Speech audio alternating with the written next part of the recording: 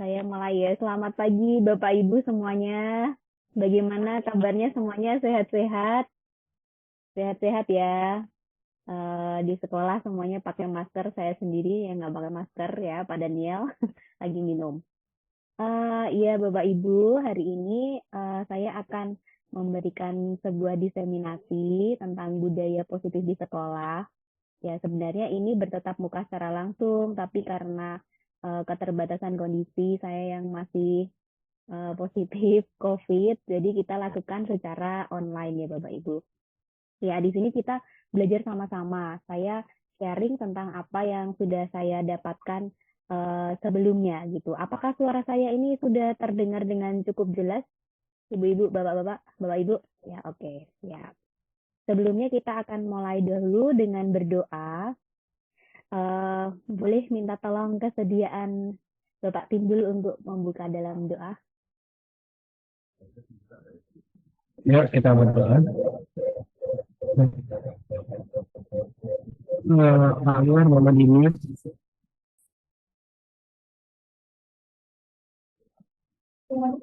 oke, mari kita berdoa. Tuhan Yesus yang baik, terima kasih untuk pagi ini kami boleh berkumpul bersama dengan Monica untuk melakukan sebuah kegiatan untuk bersama Monica. Kiranya apa yang kami dengar sebagai audiens untuk mendapat hal yang baik dari Tuhan pada kata kita, agar mereka bisa menyampaikan dengan baik dan jelas sehingga kami bisa mengerti apa yang sudah disebut Tuhan dan terima kasih Tuhan kami siap untuk ketemu kami hari ini dalam nama Yesus. Amin. Amin, terima kasih Pak Timbul. Ya, ini Bapak Ibu nggak lama kok mestinya.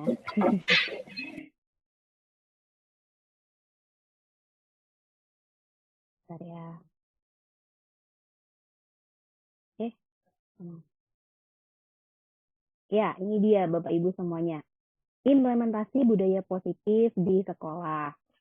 Nah, kalau kita lihat di sekolah kita, coba mari kita mengamati lalu merasakan ya, apakah di sekolah kita ini sudah tercipta adanya budaya positif yang sudah tampak dalam keseharian di kegiatan di sekolah kita ya, Bapak Ibu semuanya. Nah, kenapa sih ini menjadi penting? Ini menjadi penting karena budaya positif ini dapat membuat warga sekolah juga tercermin adanya sikap positif. Jadi bukan hanya untuk anak-anak, tapi juga untuk Bapak Ibu. Nah, materi ini juga sebenarnya bisa juga diterapkan dalam kehidupan keluarga ya. Bapak Ibu yang di rumah ada anak, ada suami atau sebagai suami atau istri, itu juga bisa diterapkan dalam kehidupan keluarga gitu. Nah, saya mau bertanya dulu nih. Menurut Bapak Ibu setuju atau tidak setuju dengan beberapa pernyataan berikut ini, Bapak Ibu? Yang pertama adalah hukuman dapat mendisiplinkan anak. Coba yang setuju mungkin bisa kasih tanda jempol. Ada yang setuju hukuman dapat mendisiplinkan anak. Tidak setuju. Yang tidak setuju boleh kasih tanda love-love.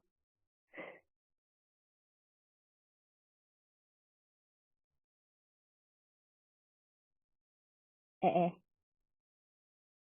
Ya, Pak Tim tidak setuju. Ya, atau ada yang masih menduga-duga ya. Jadi hukuman dapat mendisiplinkan anak atau tidak ya. Lalu yang berikutnya, pemberian hukuman dengan hal positif seperti membaca atau membersihkan halaman sekolah dapat meningkatkan disiplin anak. Ya, menurut Bapak Ibu coba dijawab dalam hati nih. Apakah menurut Bapak Ibu ini bisa meningkatkan disiplin anak dengan memberi hukuman positif seperti membaca atau membersihkan halaman sekolah? Lalu yang berikutnya, memberi penghargaan dapat meningkatkan motivasi belajar anak. Nah, menurut Bapak Ibu, apakah memberi penghargaan ini bisa meningkatkan motivasi belajar anak? Mungkin ada yang mau memberi pendapat dari ketiga hal ini, satu orang aja.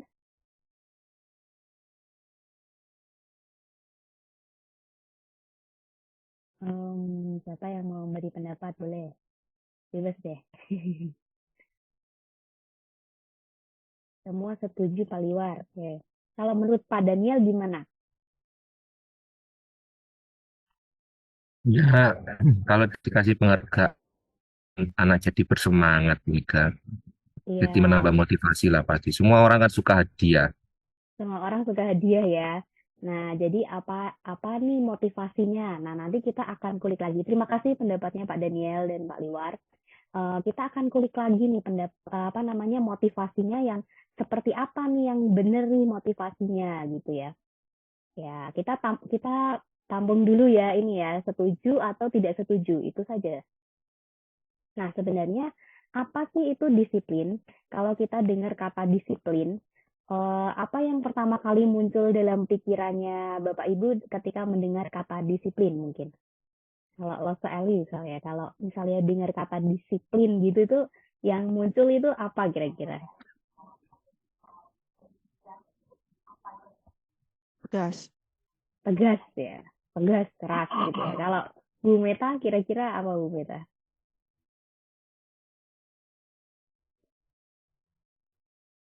Sama si di mute tuh Meta.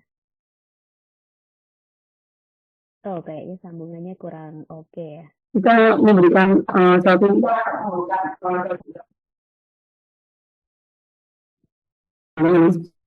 Iya, menjadikan anak tertib kata Pak Liwar. Jadi tertib gitu ya Bu Meta ya. Menertibkan atau membuat jadi tegas. Nah, tapi kadang-kadang kalau wah anaknya didisiplinkan gitu ya. Berarti kayak semacam wah dihukum gitu ya. Wah anaknya sedang dihukum gitu. Didisiplinkan. Ada hubungannya dengan tata tertib kata Pak Liwar. Nah, Kok aku kita mana sih? sebelumnya kita Aku udah ngomong. oh, Pak Liwar ngetik Pak. Oh Bunar Loh, salah. Pak wah, Bunar dari ternyata tadi. ya ya maaf Pak Liwar. Aku lo diam dari tadi. Oh diam ya. Baik-baik. Bunar ternyata yang menjawab menjadikan anak tertib. Nah, sekarang kita akan bermain ya. Coba Bapak Ibu, kayak yang ada di sampingnya ada kertas, coba ditulis satu benda atau satu nilai yang menurut Bapak Ibu itu sangat berharga. Ya, satu aja ya, boleh satu nilai atau satu benda atau apapun. Pokoknya yang itu menurut Bapak Ibu sangat berharga. Yang menurut Bapak Ibu itu adalah hal yang sangat berharga. Silahkan ditulis di kertas. Kalau sudah, lalu boleh dilipat kertasnya dan disimpan di dalam tangan. Seperti ini.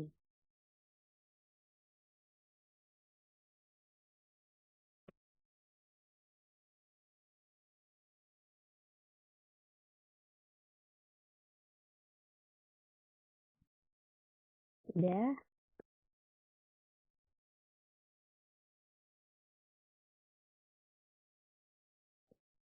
Oke, atau bayangkan Bapak Ibu sedang menggenggam sesuatu yang menurut Bapak Ibu itu sangat berharga. Yang sangat ya, berarti paling gitu. Yang sangat berharga menurut Bapak Ibu. Nah, kemudian silakan digenggam. Nah, terus apa yang terjadi kalau misalnya saya tanya sama Bu Kris boleh nggak yang ada di tangannya Bu Kris itu saya minta gitu? Nggak boleh. Oh, nggak boleh. Berarti Bu Kris pegang terus ya, nggak boleh diminta ya. Saya kasih uang deh, Nggak boleh, Bu. nggak boleh. Saya kasih apa yang Bu Kris mau deh, Nggak boleh. nggak boleh. Pokoknya nggak boleh terus ya. Atau punyanya Miss Ida boleh nggak? Yang di genggamannya Miss Ida itu saya tuker dengan jalan-jalan ke Qatar nonton Piala Dunia. Enggak, saya juga bisa pergi. Nggak bisa pergi nonton di Qatar ya. Oke. Nah, jadi ketika tadi kita yang punya apa sesuatu yang sangat berharga, mau ditukar dengan apapun, Bu Grace sama Miss Ida nih nggak mau gitu ya, nggak mau ngasih. Nah, tapi bisa nggak sih suatu saat misalnya kita memberikan itu kepada orang lain atau membukanya gitu? Bisa nggak kira-kira? Bisa dibuka. Sebenarnya, iya. sebenarnya kali buka ya bisa juga ya. Jadi siapa yang sesungguhnya memiliki kontrol untuk membuka adalah ya siapa nih? Kita sendiri ya. Kayak ya kalau misalnya kita mau buka ya kebuka. Tapi kalau dengan apapun nggak mau kayak dikasih tiket ke Qatar, mau dikasih apapun, kalau kita nggak mau ya nggak akan terbuka. Jadi yang memiliki kontrol sesungguhnya itu adalah diri kita sendiri. Diri kita yang bisa mengontrol tentang apa yang kita percayai atau sesuatu yang membuat menurut kita itu sangat berharga. Nah, ini adalah perubahan paradigma teori kontrol. Jadi ilusi bahwa saya bisa mengendalikan seseorang di luar saya, bahwa orang itu taat sepenuh hati kepada saya. Nah, ini dia yang sering kali jadi salah kaprah gitu ya. Ilusi bahwa guru ini dapat mengontrol murid nih, karena merasa, saya punya kuasa untuk mengontrol. Padahal sesungguhnya yang punya kontrol ya orang itu sendiri yang mau buka atau tidak kan. Tapi ada ilusi bahwa guru bisa mengontrol murid. Lalu ilusi bahwa kritik dan membuat orang merasa bersalah itu bisa menguatkan karakter. Oh, saya mau membuat orang lain merasa bersalah nih atau mengkritik mereka itu bisa menguatkan karakter. Lalu ada ilusi lagi bahwa semua penguatan positif, efektif, dan bisa bermanfaat. Lalu ada ilusi bahwa orang dewasa memiliki hak untuk memaksa. Nah, jadi bagaimana ilusi-ilusi kontrol itu? Bahwa sebenarnya yang memegang kendali ya seperti yang tadi kita praktekkan itu ya adalah dari dirinya sendiri. Jadi ada sesuatu yang timbul dari dalam diri, gitu yang bisa mengontrol. Nah, ada teori motivasi perilaku manusia ini Bapak Ibu. Ada motivasi eksternal dan ada motivasi yang internal. Yang eksternal itu apa ya yang akan terjadi apabila saya tidak melakukannya? Apa yang akan saya dapatkan nih apabila saya melakukannya? Nah, ini dapat penghargaan tadi ya. Oh, kalau saya dapat melakukan, saya dapat apa nih? Nah, itu berhubungan dengan motivasi eksternal. Lalu apa yang akan terjadi apabila saya tidak melakukannya gitu ya. Nah, itu motivasi eksternal. Nah, mestinya motivasi yang lebih oke, lebih murni lagi itu adalah motivasi internal. Ya, misalnya saya akan menjadi orang seperti apa ya bila saya melakukannya. Oh, kalau saya buka tangan ini, kira-kira nanti akan jadi seperti apa? Itu timbul karena dia sendiri yang ingin membukanya, karena ada motivasi internal. Itu 3 teori motivasi. Nah, jadi sebenarnya apa disiplin? Jadi disiplin itu yaitu belajar kontrol diri, mengontrol diri untuk mencapai tujuan yang mulia. Mengontrol diri untuk mencapai tujuan mulia. Nah, tujuan mulianya itu apa? Yaitu menjadi seseorang yang kita inginkan berdasarkan nilai-nilai yang kita hargai tadi. Ini diungkapkan oleh Dian Gosen dan Ki Hajar Dewantara. Jadi sebenarnya disiplin itu belajar mengontrol diri untuk mencapai tujuan mulia, yaitu menjadi seorang yang kita inginkan berdasarkan nilai-nilai yang kita hargai tadi itu Bapak Ibu. Nah, ini dia yang disampaikan oleh Ki Hajar Dewantara bahwa merdeka itu artinya tidak hanya terlepas dari perintah, tetapi juga cakap untuk memerintah diri sendiri. Jadi, merdeka tidak hanya lepas dari perintah penjajah, tapi dia yang merdeka adalah dia yang cakap untuk memerintah dirinya sendiri tanpa dipengaruhi orang lain. Jadi motivasinya itu adalah motivasi yang timbul secara intrinsik dari internal dirinya sendiri. Nah, disiplin tadi waktu awal kita sempat brainstorming ya, disiplin itu apa sih kaitannya gitu ya. Disiplin itu dari kata bahasa Latin disiplina yang artinya belajar atau yang kadang kita juga sering pakai discipleship ya, pemuritan gitu. Nah, disiplin ini sebenarnya ada artinya adalah positif, ada kata belajar di sana. Nah, tapi seringkali dalam budaya kita, tadi kalau kita dengar kata disiplin, itu jadi maknanya jadi bias ya, jadi kayak harus patuh gitu, teratur, tertib ya itu benar sih. Tapi kecenderungan umumnya adalah jadi didisiplinkan. Ada hal yang membuat nggak nyaman gitu. Oh berarti dihukum gitu. Bukan dengan apa yang kita hargai atau pencapaian suatu tujuan mulia. Nah, kecenderungan umumnya menjadi maknanya itu menjadi melenceng karena akhirnya kalau nggak taat peraturan ya kamu didisiplinkan, ya kamu akhirnya dihukum, gitu, akhirnya menerima sanksi seperti itu. Nah, apakah menerima sanksi, dihukum itu membuat motivasi intrinsik atau motivasi internal tadi itu timbul atau justru menjadikan hal yang lain? Nah, ini adalah perbandingan bentuk hukuman di 9 negara. Coba kalau kita amati ya, di Indonesia ini sangat cukup tinggi ya hukuman yang yang terjadi untuk anak-anak gitu ya, ini di Indonesia. Jadi sangat cukup banyak juga gitu bentuk-bentuk hukuman di negara-negara ini. Nah, mari kita kaji ulang. Jadi sebenarnya hukuman itu apakah memberikan penguatan motivasi secara internal atau dia lebih ke motivasi secara eksternal. Nah, mari kita kaji tentang ketiga hal ini, Bapak Ibu. Hukuman, konsekuensi, restitusi. Nah, apa sih yang menarik di sini? Kalau hukuman tuh sifatnya tidak terencana dan bentuknya satu arah, psikis gitu ya. Kalau konsekuensi itu sifatnya sudah terencana dan sudah disepakati. Biasanya dibuat guru untuk memonitor. Oh, kalau ada ini, konsekuensinya apa nih? Karena sudah terencana dan lebih ke guru yang memonitor muridnya. Nah, yang paling menarik adalah bagian ketiga, yaitu restitusi. Nah, restitusi ini murid itu berupaya memperbaiki kesalahannya secara intrinsik. Jadi memperbaikinya adalah motivasi yang ditumbuhkan adalah motivasi internal. Gimana ya caranya supaya saya tidak mengulangi lagi pelanggaran ini misalnya. Nah, restitusi ini dilakukan secara berkolaborasi dengan guru. Jadi guru ini di sini kayak menggali supaya timbul adanya motivasi secara internal ya, motivasi intrinsik yang muncul dari dirinya. Nah, dari ketiga hal ini tentu saja tujuan kita adalah ini ya, Bapak Ibu, restitusi. Bukan hanya sekedar hukuman atau konsekuensi, tapi restitusi. Nah, memang kadang kala sebagai guru, saya sendiri ya, kadang masih terjebak di konsekuensi. Nah, peraturannya apa? Kamu gimana dong? Misalnya seperti itu. Nah, ini dia perbedaannya. Mungkin bisa dilihat lebih jelas di sini ya, apa perbedaannya hukuman, konsekuensi, dan restitusi.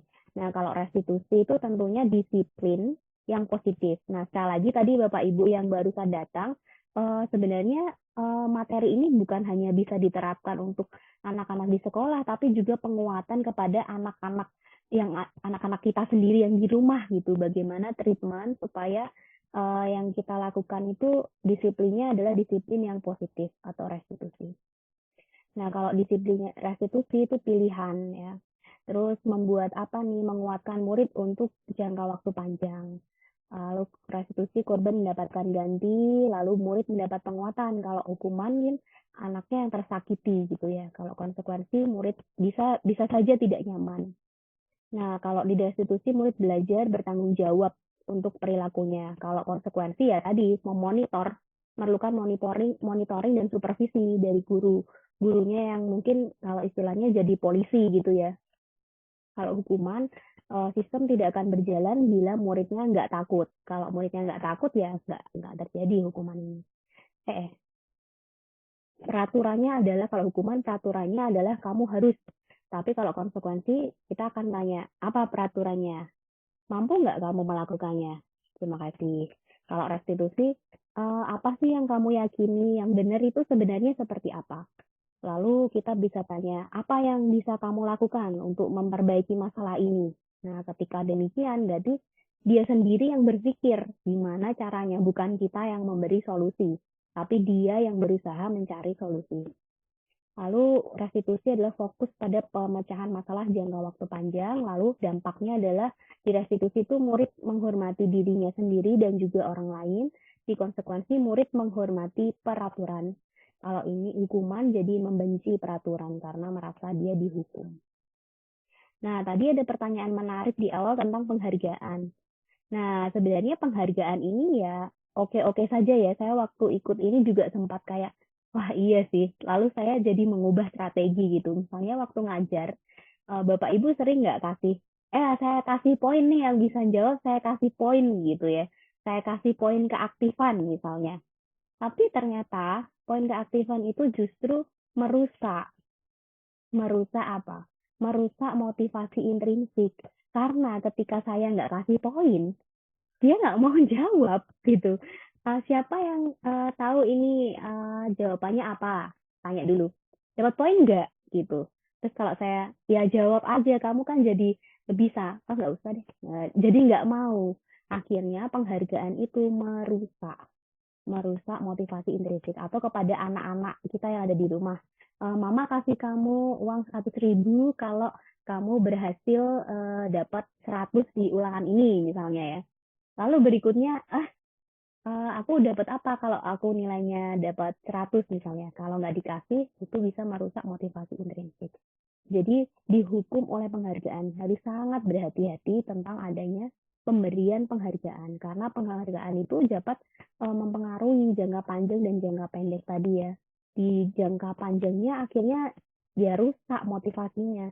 Lalu menghukum karena merasa kalau nggak dapat hadiah itu terhukum gitu. Bisa mengurangi ketepatan karena dia nggak serius. Karena motivasinya bukan secara internal, secara intrinsik, tapi secara eksternal. Nah, penghargaan bisa juga tidak efektif. Bisa merusak hubungan karena jadi berebut gitu ya. Lalu menurunkan kualitas, bisa mematikan kreativitas. Nah, maka kita perlu berhati-hati tentang pemberian penghargaan. Gitu. Nah, akan lebih baik lagi ketika kita bertanya di dalam kelas siapa yang bisa, lalu kalau udah terlanjur ya kayak kemarin saya udah terlanjur memberikan poin gitu sebelum-sebelumnya, ketika setelah itu ya saya berikan penguatan. Kalau kamu belajar menjawab, akhirnya kamu bisa berlatih untuk mengetahui nih saya benar atau salah. Jadi kita bisa koreksi diri. Kamu belajar untuk berani berbicara di depan umum, misalnya. Apa keuntungannya? Nah, kita sekarang bicara tentang keyakinan kelas. Saya agak cepetin ya, ibu-ibu, bapak ibu. Keyakinan kelas. Nah, tadi kita sudah ada di sini nih. Tentang disiplin itu apa, terus ada teori motivasi yang 3 tadi ya. Yang paling kita lihat kan sebenarnya untuk menghargai diri sendiri. Bukan hanya untuk menghindari hukuman, bukan untuk mendapat imbalan, tapi untuk menghargai dirinya sendiri.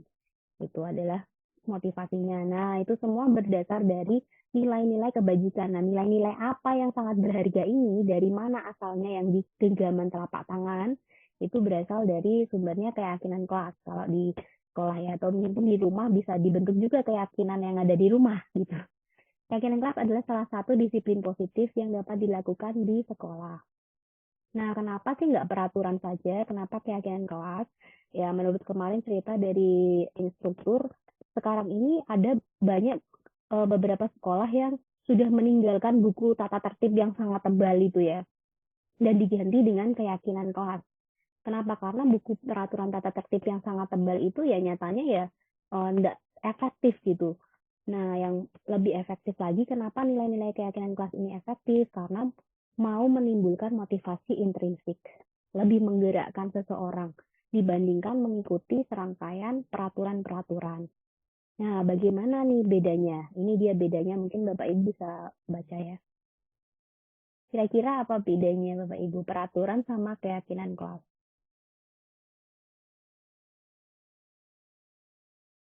Iya, apa bedanya kira-kira ya? Yang ini keyakinan kelas, yang ini peraturan.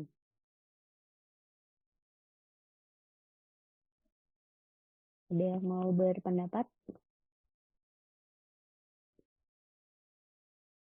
Kalau keyakinan kelas, kata-katanya lebih luas ya Bapak Ibu ya, nggak terlalu detail ya.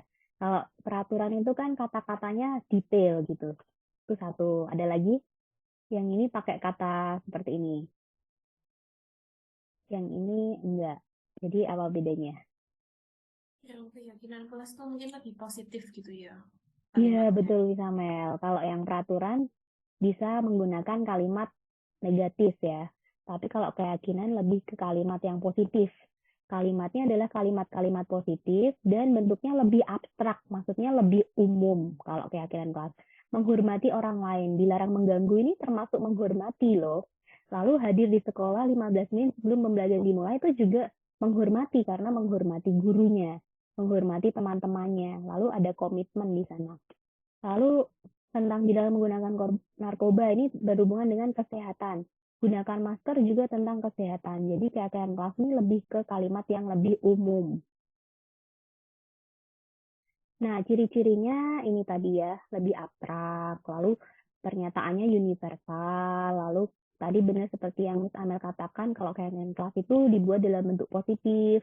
Nah, sebaiknya keyakinan kelas ini dibuatnya nggak terlalu banyak ya, sehingga lebih paham warga di kelasnya Bapak Ibu itu lebih paham gimana keyakinan kelasnya.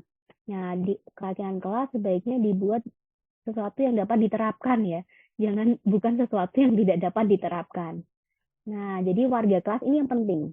Semua orang berkontribusi membuat keyakinan kelas melalui kegiatan curah pendapat dan bersedia kembali meninjau dari waktu ke waktu. Nah, gimana caranya membuat keyakinan kelas ini? Jadi yang pertama curah pendapat dulu. Nah, sebenarnya ini akan sangat efektif ya karena kita sudah pendek waktunya. Mungkin di semester depan, Bapak Ibu, wali kelas terutama atau guru kelas juga boleh itu melakukan curah pendapat. Apa nih peraturan yang perlu disepakati, semuanya ditulis, nggak ada yang nggak ditulis pendapat dari anak-anak. Lalu setelah itu disortir ya kalimat negatifnya, misalnya jangan berlari di koridor, diubah menjadi berjalanlah di koridor. Lalu meninjau kembali apakah itu termasuk keyakinan kelas. Kalau berjalan di koridor ini kan bentuk dari saling menghormati, maka diganti kalimatnya ini menjadi keyakinan kelas saling menghormati. Nah, sebaiknya sih keyakinan kelas itu 3-7 pernyataan saja ya. Gitu. Bisa ditempel di dinding kelas. Nah, ini contoh-contohnya ya. Contoh-contoh dari keyakinan kelas. Bapak Ibu mungkin kalau mau lihat lagi, nanti saya bisa berikan PPT-nya Bapak Ibu. Bisa dibaca-baca lagi. Untuk nanti misalnya mau buat keyakinan kelas ini benar-benar diterapkan gitu. Saya lihat ada beberapa tempelan kayaknya di kelasnya Pak Agus ya. Jadi beberapa itu nulis quote-nya kelas itu yang jadi keyakinan kelasnya apa nih yang bisa dipegang teguh. Nah, ini disepakati bersama-sama. Jadi yang membuat bukan hanya guru, tapi guru dan siswa yang berkolaborasi untuk membuatnya sama-sama, disetujui juga sama-sama. Nah, kita perlu tahu juga ada 5 kebutuhan dasar ketika anak melakukan pelanggaran. Mungkin ada kebutuhan dasar yang tidak terpenuhi. Nah, itu bisa ada kasih sayang yang nggak terpenuhi, atau bisa penguasaan, bertahan hidupnya yang tidak terpenuhi, atau kebebasan, atau kesenangannya. Nah, kita perlu peka sebagai guru. Apa sih kebutuhan dasarnya yang tidak terpenuhi ketika dia melakukan pelanggaran? Nah, ini menarik Bapak Ibu. Coba Bapak Ibu lihat Bapak Ibu ini posisi kontrolnya kalau ngajar di sekolah itu lebih seperti sebagai apa ya. Ini juga bisa terjadi di rumah. Sebagai seorang ibu di rumah atau seorang ayah, bapak, papa di rumah, lebih banyak sebagai apa nih? Sebagai penghukum, atau pembuat orang merasa bersalah, atau teman, atau pemantau, atau manajer. Nah, coba diresapi ya. Kita ketika ada anak-anak kita melakukan pelanggaran, kesalahan, kita lebih banyak sebagai apa? Nah, tentunya yang paling bagus ya ini ya Bapak Ibu. Kita tentunya menujunya pengennya ke sana. Tapi kalau saya pribadi, kadang dengan murid di kelas, kadang masih di sini, kadang-kadang di sini, kadang juga pernah di sini gitu ya. Seringnya jadi ini, jadi teman. Tapi jadi teman itu juga belum maksimal, belum bagus, belum baik gitu ya. Yang paling baik tentunya jadi manajer. Nah, kalau jadi teman, hasilnya murid-murid kita bisa ketergantungan. Contohnya seperti apa sih? Misalnya kayak ada yang melakukan pelanggaran gitu di kelas. Lalu kita bilang, ayolah, lakukanlah demi saya lah. Masa kamu nggak mau bantu saya sih? Nanti saya dimarahi kepala sekolah loh. Nah, seperti itu. Seperti teman.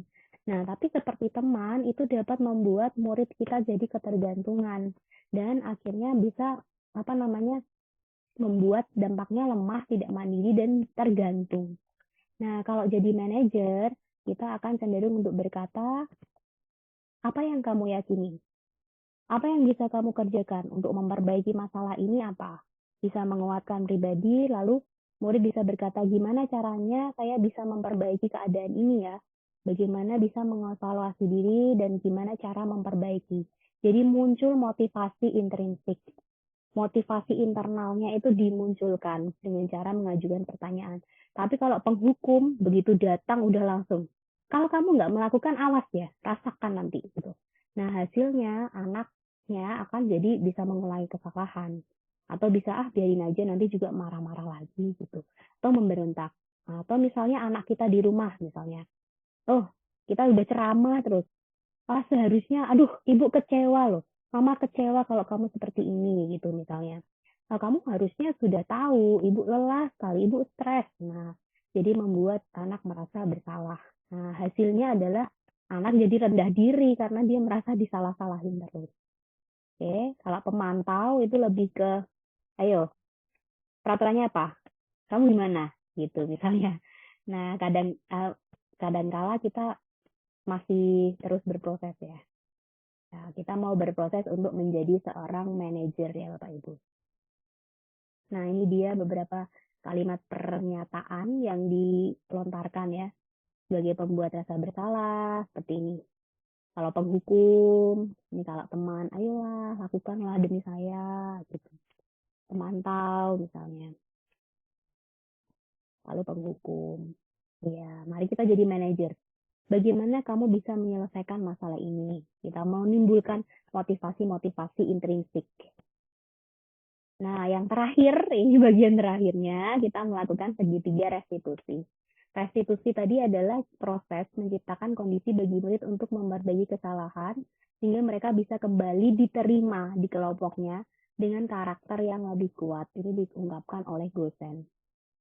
Nah, ini ciri-cirinya. Restitusi itu bukan untuk menebus kesalahan, tapi untuk belajar dari kesalahan yang terjadi. Restitusi itu untuk memperbaiki hukuman, dia bukan tawaran atau paksaan. Restitusi itu menuntun untuk melihat dalam diri dan mencari kebutuhan dasar yang mendasari tindakan. Tadi kebutuhan dasar apa yang belum terpenuhi nih? Gitu. Restitusi diri adalah cara paling baik. Lalu fokus pada karakternya, bukan tindakannya. Karakter apa yang diubahkan, lalu menguatkan, lalu fokus pada solusi, solusinya apa, lalu mengembalikan murid yang bersalah pada kelompoknya.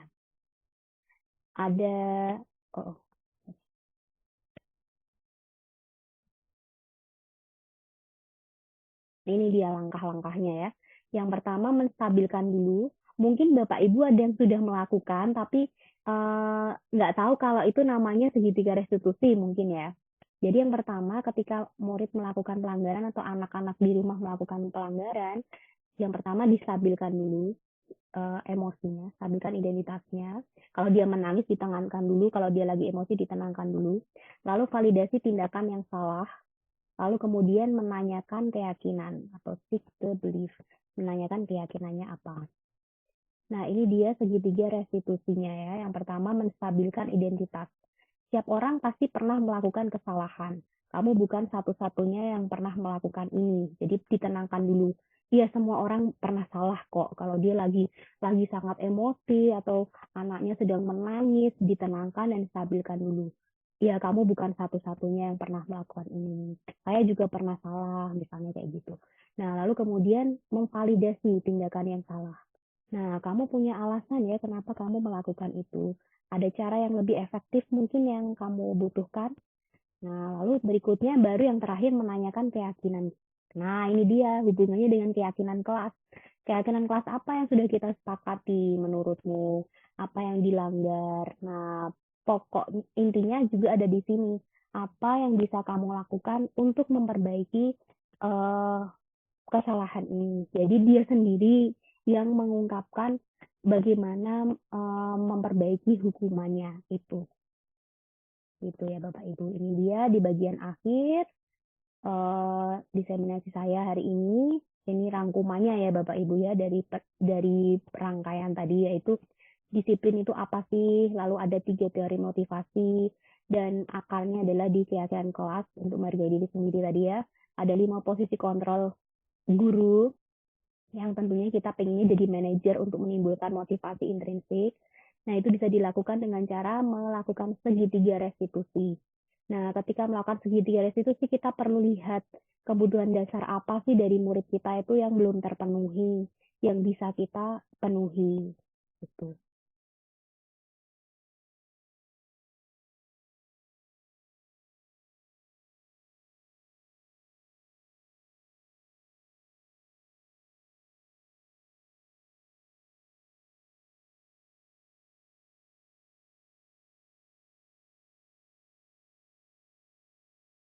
Ya, ini kata-kata terakhirnya saya dapatkan dari instruktur yang waktu itu memberikan. Disiplin positif di sekolah hanya dapat dilakukan oleh guru yang positif. Positif perkataannya, positif pikirannya, dan positif tindakannya. Biarlah semuanya kita di sini menjadi guru-guru yang positif untuk menerapkan disiplin positif di sekolah kita. Ya, saya akhiri di sini, Bapak Ibu semuanya. Kiranya kita terus berproses menjadi seorang manajer ya, guru tapi posisinya adalah manajer gitu.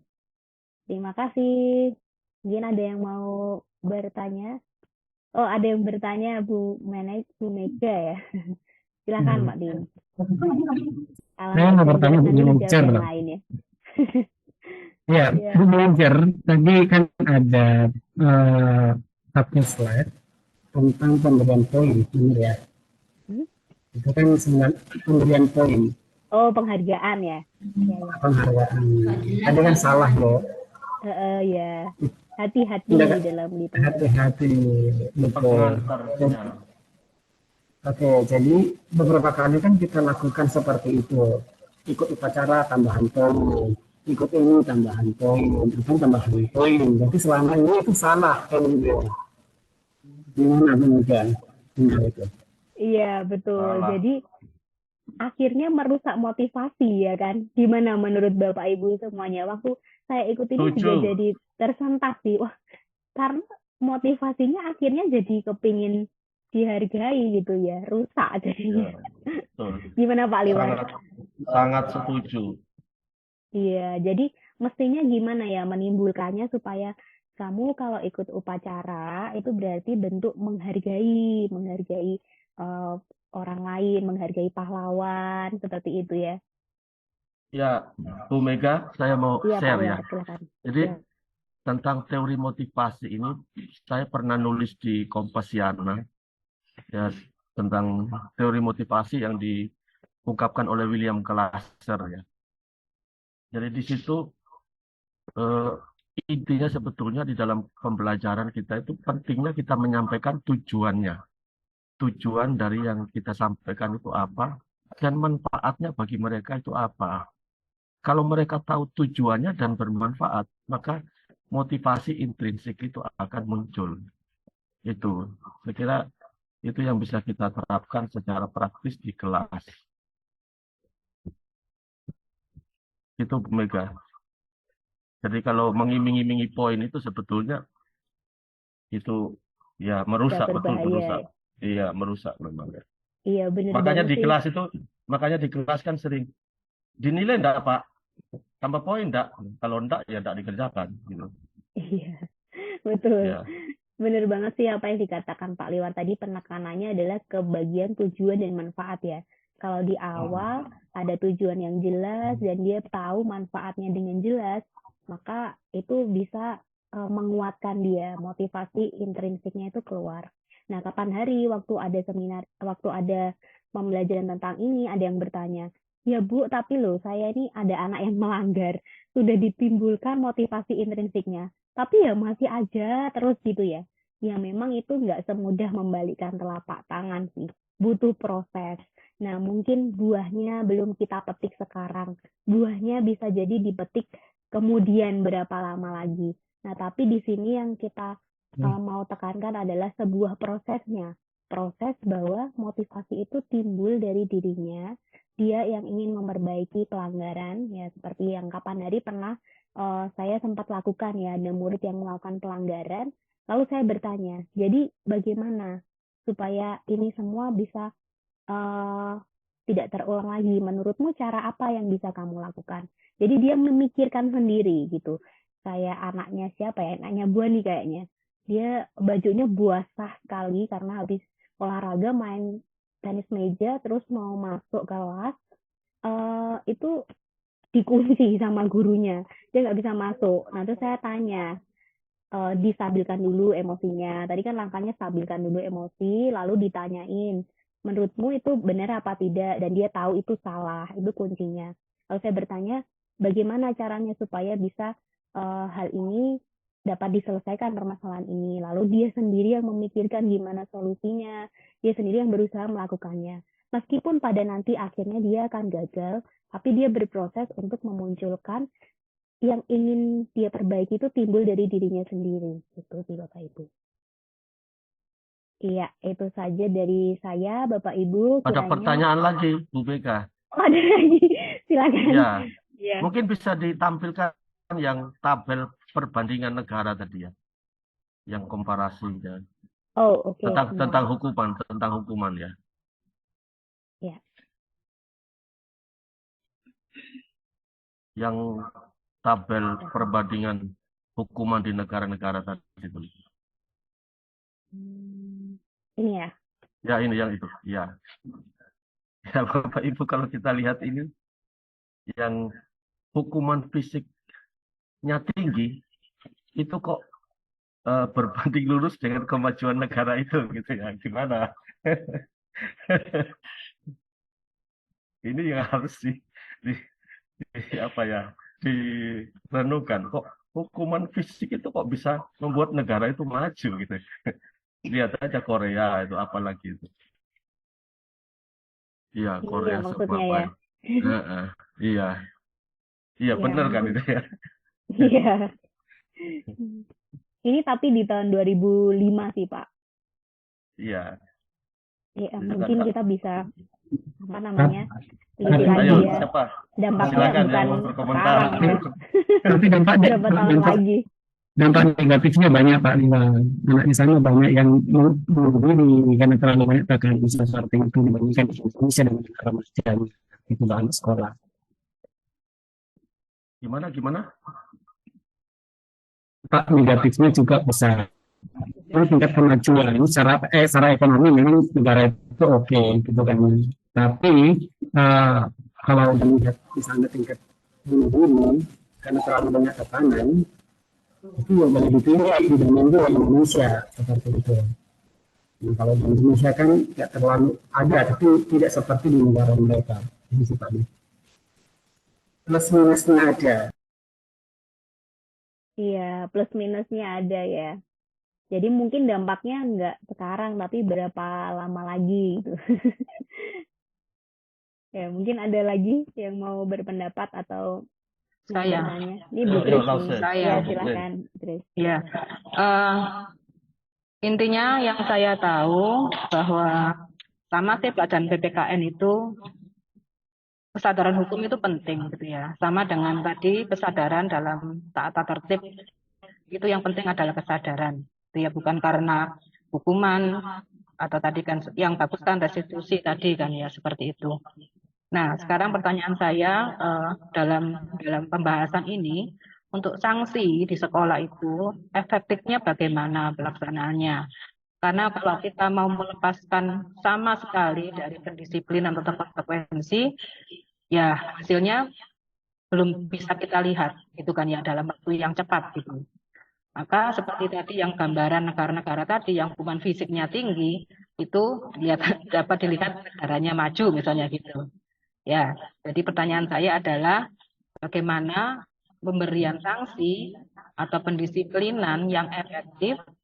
Jadi sementara kesadaran untuk mentaati peraturan itu dibentuk atau ditumbuhkan, tapi tetap harus ada sebuah cara untuk mendisiplinkan mereka, ya. Karena kalau hanya menunggu kesadaran, maka itu sekali lagi kan butuh waktu yang sangat panjang. Kalau kesadaran misalkan baju basah, tahu nanti akan jadi nggak sehat, akan sakit, itu oke. Tapi kalau kesadaran yang belum terbentuk itu akhirnya melanggar hak orang lain, nah itu kan harus ada sesuatu yang harus alat untuk menegakkannya atau alat sanksinya itu harus ada yang diatur oleh sekolah. Maka seefektif apa sih sanksi-sanksi yang disarankan dalam apa sih tema hari ini itu apa tadi? Budaya positif Ya, sekolah. positif. Gitu. Oke, terima kasih. Ya, terima kasih Bu Kris. Ya benar sih, maksudnya karena Pak restitusi Kris itu nggak ikut ya? hari ini iya nggak ikut. Ya mestinya ikut ya. Wah, nanti saya bagikan rekamannya Bapak Ibu. Rekamannya supaya bisa di apa namanya bisa dilihat sama-sama dengan yang lain ya. Karena yang lain kan ada mengajar juga ada tugas yang lain. Jadi pertanyaan menarik sih sebenarnya. Karena kalau restitusi itu efeknya nggak bisa langsung terlihat ya. Karena butuh proses. Sementara ini harus langsung cepat misalnya pelanggarannya pelanggaran yang sangat berat gitu misalnya ya. Nah, eh, mungkin salah satu caranya dengan restitusi tadi, dia sendiri yang memunculkan ide. Apa yang bisa dia lakukan untuk memperbaikinya. Kalau misalnya dia tahu dia itu salah gitu ya. Jadi dia sendiri yang mau memperbaikinya dengan cara bagaimana. Atau mungkin dia bisa atau kita bisa terus pancing. Kalau misalnya terjadi lagi gimana? Apa yang kamu akan lakukan gitu ya. Jadi itu munculnya dari dirinya sendiri gitu. Dari apa yang dia akan lakukan sendiri kayak misalnya kemarin waktu ada kasus ya sama guru gitu, guru A ditegur diminta ke toilet tapi dia lari terus gitu. Terus saya tanya, gimana supaya next time ini tidak terjadi lagi gitu. Lalu dia berpikir, ya udah kalau gitu, kalau nggak dibolehin, saya pipis aja di kelas. Ya dia jawabnya seperti itu. Lalu saya tanya lagi, ya jadi menurutmu itu solusi atau tidak gitu? Ya enggak sih. Terus dia sadar sendiri kalau itu bukan solusi gitu. Nah gimana solusinya dong supaya next time kejadian ini tidak terulang. Menurutmu apa yang harus kamu lakukan? Kalau dia pikir, ya saya akan kami akan pipis di dua lantai gitu. Dia bilangnya seperti itu. Kalau misalnya gurunya masih tidak mengizinkan, bagaimana? Kamu sangat sangat kebelet dan tidak diizinkan.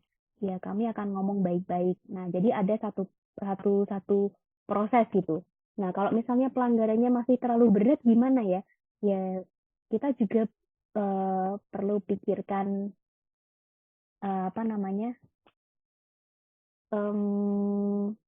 memberikan motivasi intrinsiknya itu kayak sama-sama gitu sih kalau menurut saya ya. Kalau menurut Bapak Ibu gimana nih? Jadi tetap ada kolaborasi, bukan sekedar oh karena kamu begini maka sekolah akan begini, kamu harus begini gitu. Jadi tetap ada kolaborasi antara siswa dan guru gitu sih. Kalau menurut menurut Bapak Ibu gimana nih? Ya, untuk pembentukan kesepakatan tadi loh.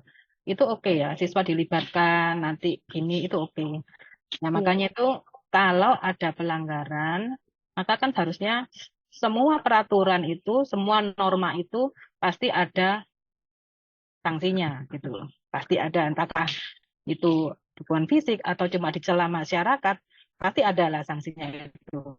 Nah, maka di sekolah menurut saya kan tetap harus ada namanya aturan, harus ada sanksi juga. Ya, sanksinya harus sepakati mana sanksi yang mendidik dan terusnya lah itu ya. Jadi sementara menumbuhkan budaya positif tadi gitu ya,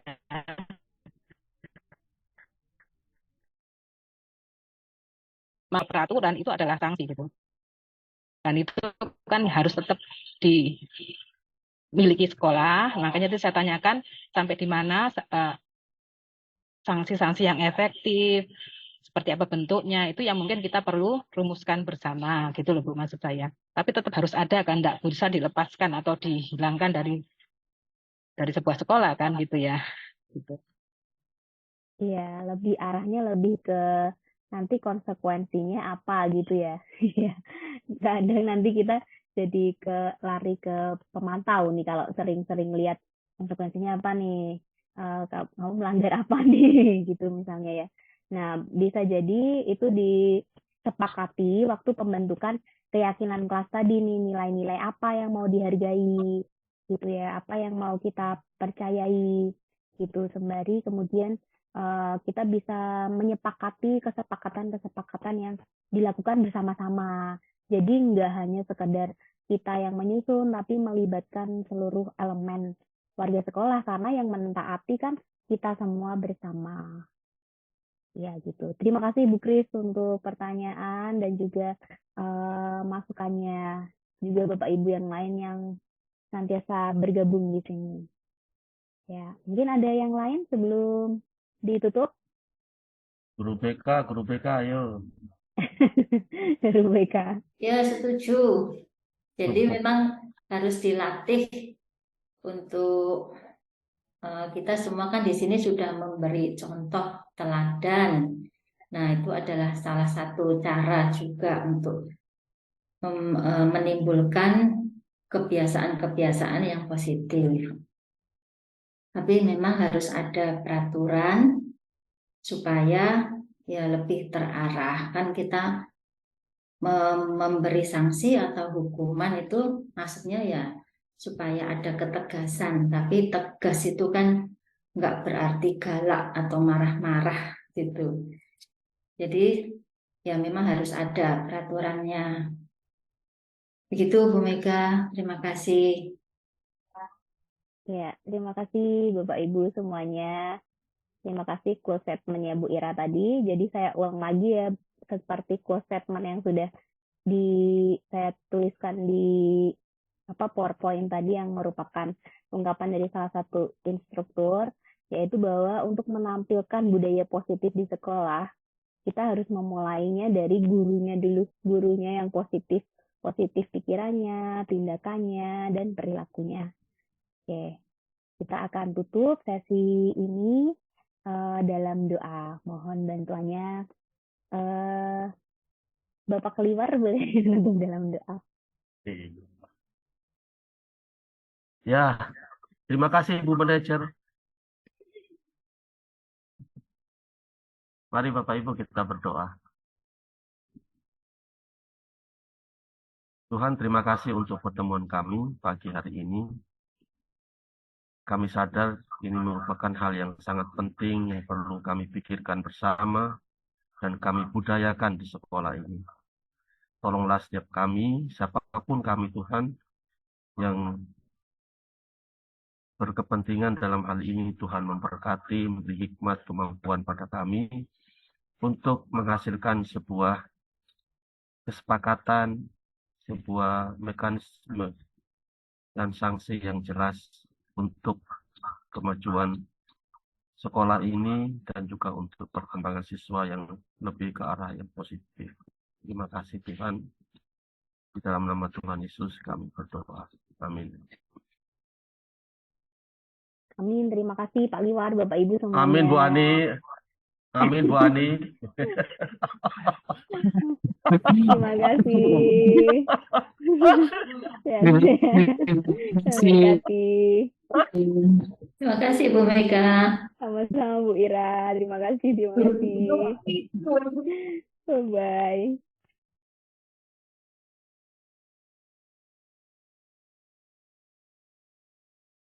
Oke, selamat siang semuanya kelas 9A.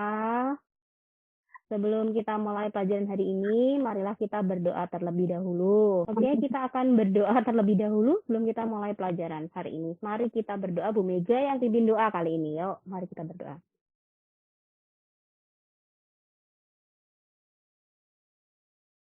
Hari ini Bu Mega mau kita membuat satu keyakinan kelas ya. Keyakinan kelas ini akan dipakai jadi kesepakatan kita bersama nih. Nah, buat apa sih ada keyakinan kelas?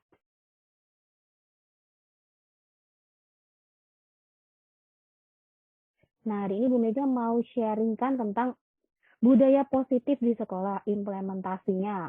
Bagaimana kita akan mengimplementasi budaya positif di sekolah kita ya. Sebelumnya kita mau bermain dulu nih. Oke, siap semuanya?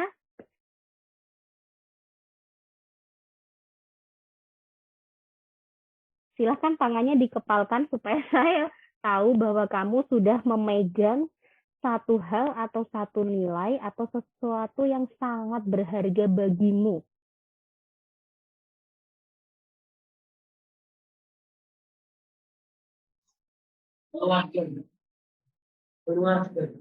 Keluarga, oh ya. Ya, bolehlah apa saja ya. Nah, tapi pada intinya, mau ngasih apa enggak, itu kan tergantung kita ya. Kayak Fiona tadi. Kamu mau ngasih nggak, Vi? Mau ya, Fiona mau buka. Terus kalau misalnya Nathan masih mikir-mikir, kalau segini oke, kalau itu nggak oke, gitu. Jadi ada kesempatan untuk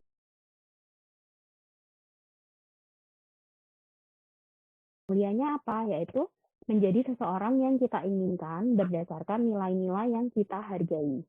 Berdasarkan dengan nilai-nilai yang kita hargai. Nah, nilai-nilai apa yang mau kita hargai itu? Kan kita mau belajar kontrol diri untuk mencapai tujuan mulia. Tujuan mulianya itu adalah nilai-nilai yang kita hargai. Nah, nilai-nilai yang kita hargai itu apa? Kita mau membentuk yang namanya keyakinan kelas. Keyakinan kelas itu adalah nilai-nilai yang kita hargai tadi. Gitu.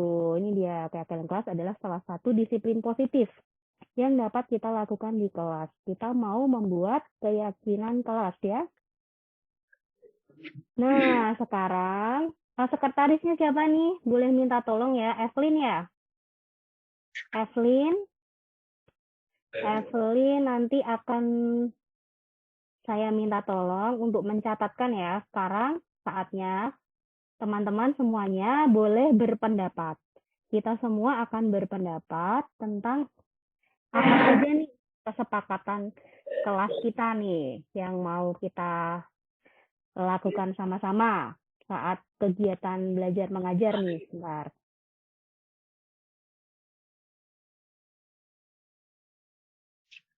Toleransi keterlambatan. Toleransi keterlambatan berapa menit? 5 menit ya. Oke. Loh, tapi ini berlakunya nggak cuma buat anak-anak ya, buat guru juga. Jadi kan kita kan buat aturan ini sama-sama gitu, nggak cuma buat kalian aja, buat saya juga. Kesepakatan apa lagi? Kerja kelompok.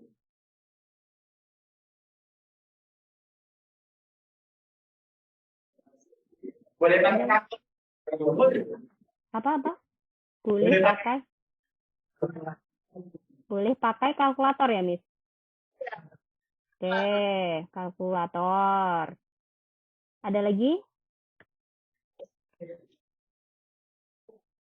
Dikasih waktu istirahat 30 menit.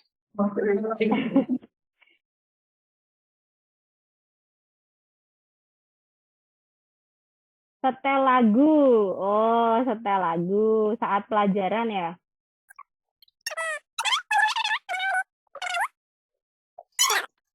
Setiap kali terlambat harus sikap senyum.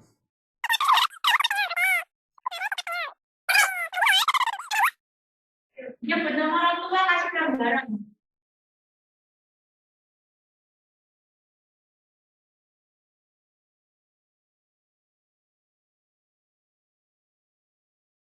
Lalu apalagi? Kalau kita terlambat itu berarti juga tidak menghormati orang lain. Karena orang lain sedang menunggu kita, waktunya jadi berkurang. Nah, maka kita perlu belajar untuk menghormati orang lain. Nah, Evelyn, boleh tolong ditulis satu ya. Berarti yang pertama adalah saya mau menghormati orang lain. Nah, saya mau menghormati orang lain dengan cara apa ya? Dengan cara tidak terlambat. Lalu dengan cara tidak nyebut nama ortu tadi ya. Terus, setel lagu misalnya. Setel lagu itu ada mungkin yang nggak terlalu suka, berarti ya kita harus menghormati orang lain. Gitu. Oke. Yang kedua adalah apa nih? Oh, mau diskusi, kerja kelompok. Berarti mau apa? Saya mau bekerja sama dengan semua orang. Ya, berarti nggak membeda-bedakan ya. Dengan semua orang. Oke. Kenapa nih kok ada suara-suara? Yang kedua mau bekerja sama dengan semua orang nih, karena kan maunya kerja kelompok nih. Terus ada jeda, berarti kita sedang apa juga nih? Kita sedang mau menghormati orang lain juga ya, gurunya juga menghormati siswanya kalau sedang capek. Berarti perlu ada jeda gitu. Terus apalagi? Kalau gitu supaya punya waktu jeda, semua orang harus apa-apa nggak dengar. Saya berkomitmen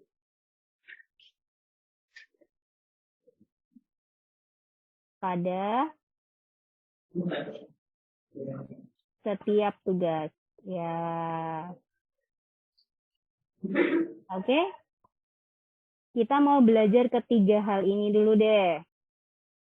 Bisa Evelyn tulis ketiga hal ini lalu ditempelkan di madingnya ya. Mading kelas. Oke? Oke? Ya, demikian tadi pembentukan keyakinan kelas kita pada hari ini.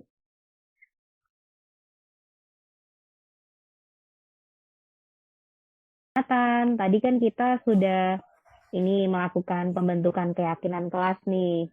Nah, menurut Nathan gimana nih proses pembentukan keyakinan kelas itu menurut Nathan? Lalu bagaimana hubungannya dengan peraturan kelas gitu? Apa kesan dan pesannya? Ya, untuk keyakinan kelas itu dilakukan bersama dan disetujui oleh semua siswa dan guru di kelas masing-masing. Dan perbedaannya untuk peraturan biasa itu keyakinan kelas disetujui oleh semua orang dan hasil dari kesepakatan dari semua orang. Sedangkan kalau peraturan sekolah itu dibuat oleh hanya sekolahnya tersebut. Jadi dengan keyakinan kelas nih mestinya lebih bisa memunculkan jiwa motivasi untuk kepingin menaati ya, karena itu disepakati sama-sama gitu ya. Iya, disepakati oleh semua orang. Gitu. Jadi kira-kira menurut Nathan lebih nyaman mana nih, keyakinan kelas atau peraturan? Pastinya lebih nyaman yang keyakinan kelas karena disepakati oleh semua orang, jadinya ya seperti Ibu bilang di semua murid itu lebih mempunyai motivasi untuk mengikuti peraturan tersebut. Karena prosesnya juga dirasakan sama-sama, dimusyawarahkan gitu ya. Iya, Untuk dimusyawarahkan mencapai bersama-sama. mufakat ya. Oke deh kalau begitu. Thank you ya Nat ya. Ya, makasih Bu. Ya, kiranya kita bisa melakukan keyakinan kelas kita ini tadi.